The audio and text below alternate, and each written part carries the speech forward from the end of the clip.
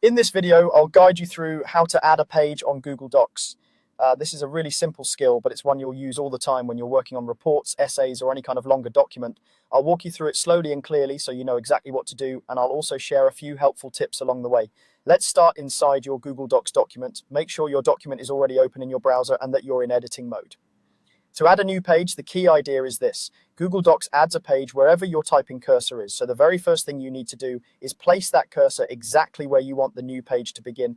Move your mouse into the document and click at the end of the content on your current page. And this is usually just after the last word, punctuation mark, or image. You should see the blinking cursor appear there. If you want the new page to start after a specific paragraph or section, click right after that section instead of going all the way to the bottom of the page. Taking a moment to place the cursor carefully will give you much cleaner page breaks and help keep your document organized. Once your cursor is in the right place, you're ready to insert the new page. Look toward the top of your screen in the Google Docs menu bar, find the menu labeled Insert and click on it. A drop-down menu will appear with a variety of options for adding different elements to your document. In this insert menu, move your mouse down until you see the break option. When you hover over break, another submenu will appear to the right. This is where you can choose different types of breaks. For adding a full new page, you want to select page break. Go ahead and click on page break.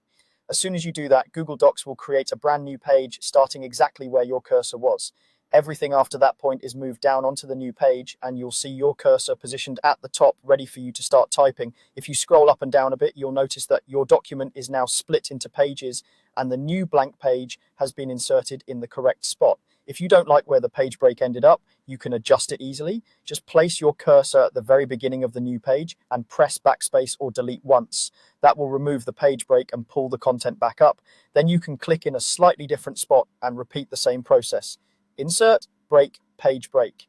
Using page breaks rather than just pressing enter multiple times is the best way to control your pages. It keeps your formatting stable, especially when you edit or add more text later on, and it helps your document look professional and consistent when you print or export it. That's all there is to it. By placing your cursor where you want the new page and using insert, break, page break, you can quickly and cleanly add a new page to any Google Docs document